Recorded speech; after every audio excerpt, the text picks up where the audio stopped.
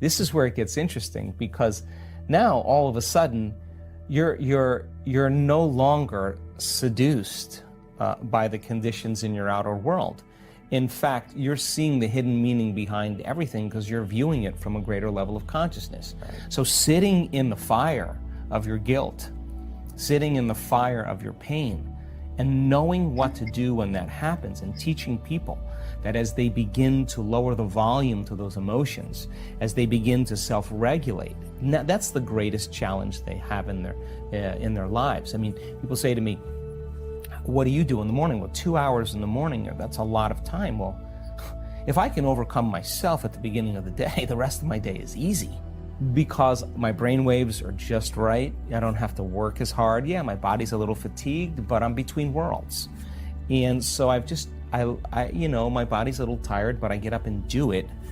And to me, I allow for 2 hours. Sometimes I can nail it in 45 minutes or an hour, and sure, I'm done. Other times, I'm on the wrong time zone. I have meetings all day long, got a lot going on, and I'm just not going to fall prey to that common state of thinking. It's the work that we do. It's the work that we do. And the first part in truly creating a new personal reality is overcoming your present personality.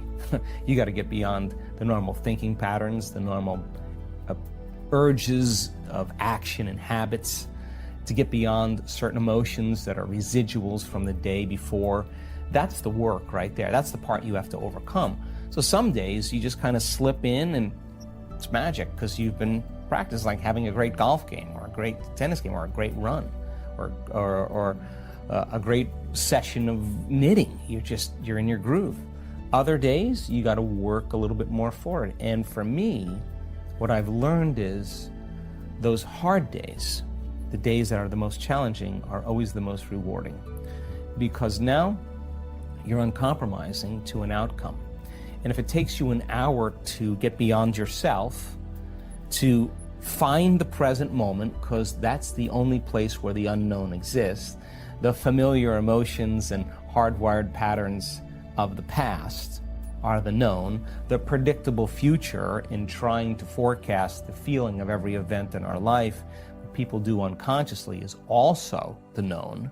There's only one place where the unknown exists, and that's the present moment. You call it the generous present moment. Yeah, and I've just done it enough times, and there are plenty of people in our work that have done it enough times to know when you're there and when you're not. Okay. And when you're not, it's very obvious because you've been there enough times. So present. It's just like hitting a tennis ball in a sweet spot. You lock into something and that wholeness starts to happen, and now you're no longer creating from polarity or duality or opposites. People they create when they see they don't have something. Whether, hey, nice suit, I want one of those, right? And the moment I see that you have a nice suit and I start thinking, I want one of those, my brain naturally starts putting me in the equation. Next thing you know, I'm wearing your suit. Well, that's because we're wired to do that. So then we have this natural ability to create. The problem is after you imagine that, you open your eyes and you don't have it, people experience more lack. Well, we're not that good yet. So then the act of practicing enough times and beginning to create the state in which you're so connected to the energy of your future. Now think about this. You're so connected to the energy of your future, you're no longer looking for it or waiting for it. You feel like it's already happened. The moment you get upset in traffic, the moment you start judging a coworker, you just disconnected from the energy of your future, and now you're back to the energy of your past. Now, if you tell me it was that person that did it to you, I'd say to you, oh, you're back to the unconscious program of being a victim again. So then the person then goes, oh, when did I fall from, that state? When did I lose it? Oh, it happened at 3 o'clock today. The next time that happens, what can I do differently? Now the person's moving through their challenges in their life with coherence, with rhythm. They're starting to begin to make strides, and that they're no longer knee-jerk. When people can't get up in the morning and they can't get out of bed, I'm going to tell you why. Because they can predict the feeling of everything that's going to happen in their life, and their body's resigned to the familiar. It says, oh, another mundane day.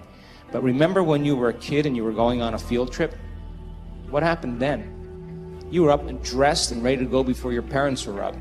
You know why? Because you knew something unexpected was going to happen. That's how we should live our lives. waking up with the understanding to expect the unexpected, and something unusual should happen in our life as a result of our efforts. And it's just those beginning moments where it begins to happen that we begin to prove to ourselves how powerful we really are. Take time in the morning and the evening and the rest of the day.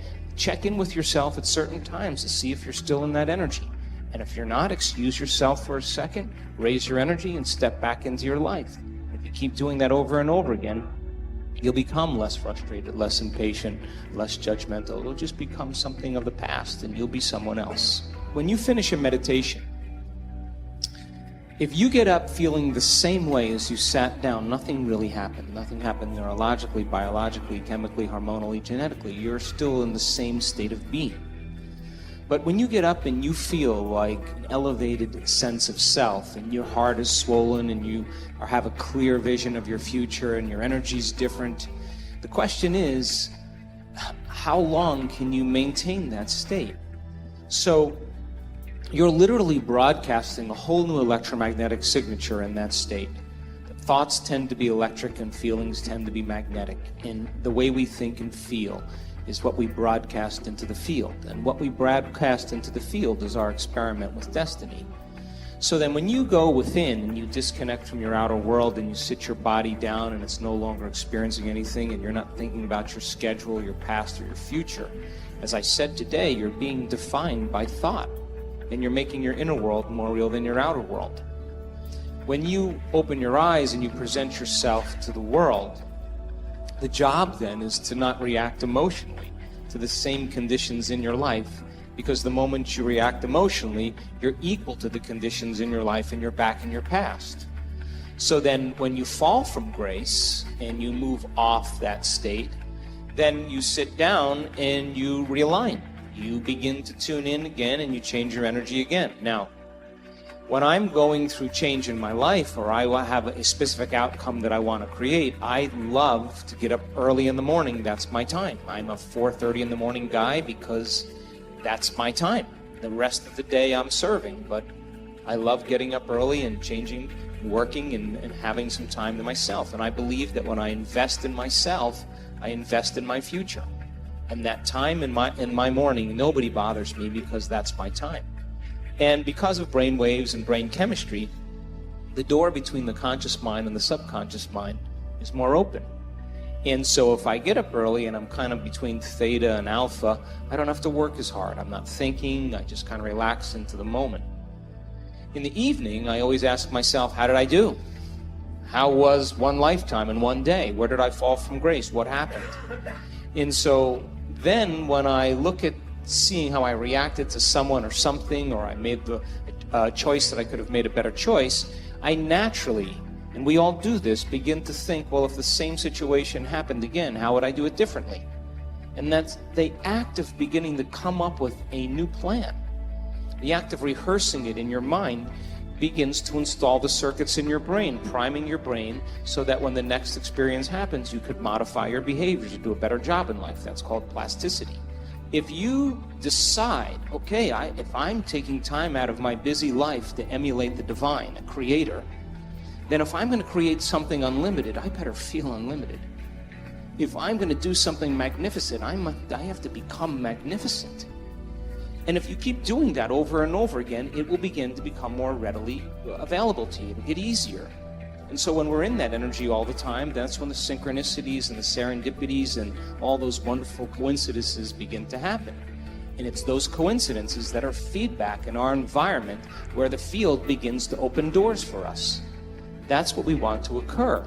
Now, I have worked on things in my life, and I'm a sincere person. I've worked on things in my life for years. And I always thought it was about the event or the experience I wanted to create, but all along I was changing. And when I finally reached the point where I could care less if I could have the experience is the moment it happened. But all along, the divine, loving intelligence, this mother-father principle, of course it's observing us into life. We are vitalistic, energetic beings that when we begin to unify all these principles that we're talking about, you can't get this in one sitting. You can't. You have to keep understanding it, keep reviewing it, keep redoing it, keep experiencing it. And the new experience then causes you to dream in a way you would have never dreamt before unless you had that experience. And that's how God gets to know itself. So then, I don't care what meditation you do, I just like the fact that you're connecting. And the more you connect and the more whole you feel, the more natural it becomes. And then, of course, the next experience then causes you to dream in another way. And what I know from my own experience and many students, it's not about material things. It's about those mystical moments, those transcendental moments, those moments where your jaw drops and you are in awe of life. Those moments that take our breath away, that cause us. And this has happened to me so many times. Every time I have one of those experiences, I think to myself, I got this all wrong.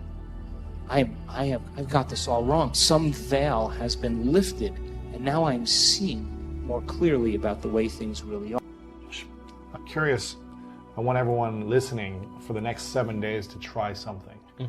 And if you could give 1 to 3 different things that we could think differently or eliminate when a thought comes to us or we react in a certain way, if there's something you think that if we eliminated 1, 2, or 3 things and we did this every day for 7 days, we would start to see incredible feelings of differently, would feel healthier, more lively, more loved. What would be those few things? Okay, well, most people, number one, they get up in the morning and the first thing they do is they think about the problems in their life. And those problems are memories from the past. So the moment they think about their problems, they're thinking in the past, right? Every one of those problems has an emotion attached to them. So they start feeling unhappy or unworthy or whatever. And how you think and how you feel is your state of being. So most people's entire state of being is in the past when they start the day.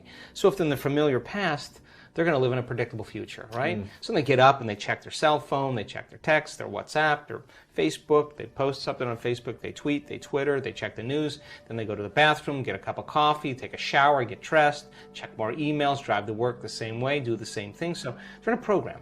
They've actually lost their free will to the program. Wow.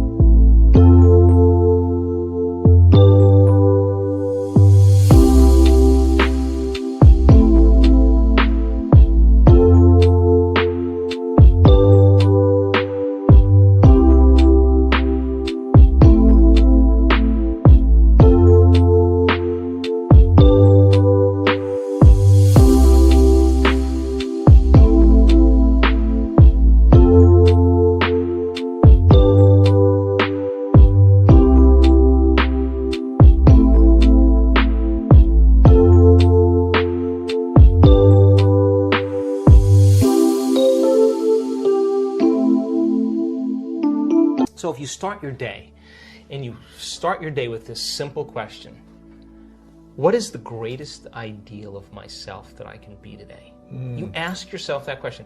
Now listen, your body's going to go like, well, we got to get a cup of coffee, and you got to tired. I'm tired, and you got to go, body, you're not the mind, I'm the mind right now. You're going to sit here, I'm going to feed you, you're going to get your coffee, you're going to do all those things, but right now, this is my time. You're going to obey me, right?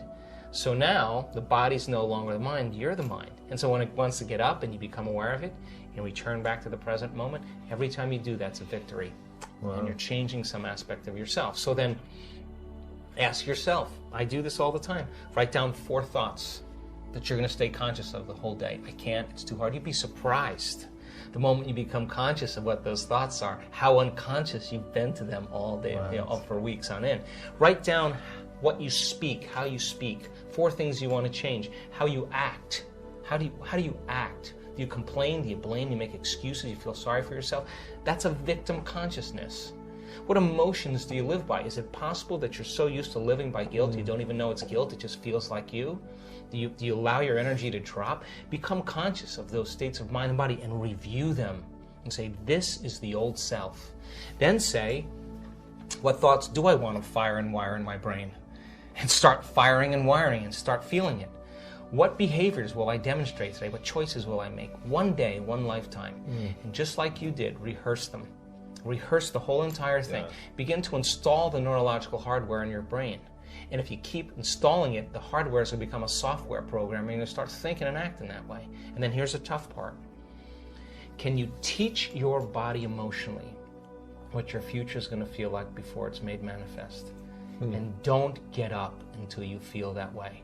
Now, practice that for a few days, and then see if you can stay in that state and watch all of a sudden all those weird doors start opening for you. Synchronicities, whatever they are. Number 2, take a time at the end of your day, before you lay down, and give thanks for your life and feel gratitude. And really teach your body what it feels like. The emotional signature of gratitude. When gratitude means you're getting something.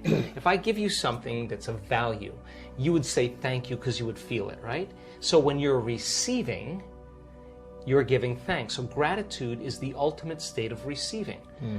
So then people only accept, believe, and surrender to the thoughts equal to their emotional state. So if you're in a state of gratitude, every thought's going to make it right down into your body. If you're saying, I'm healthy, I'm healthy, I'm healthy, I'm wealthy, I'm wealthy, I'm wealthy, and your body's programmed in negativity, it's saying, no, you're not, no, you're not, no, you're not, that thought's going to stop right here. So as you elevate your state, there are about 1,200 different chemical reactions that go on in the body that begin to restore and repair the body in a state of gratitude. And so we've done the research to prove that. 10 minutes, and just feel it with all of your heart. That's it. Wow. Third thing, and very important, take time, whenever it is, sit down,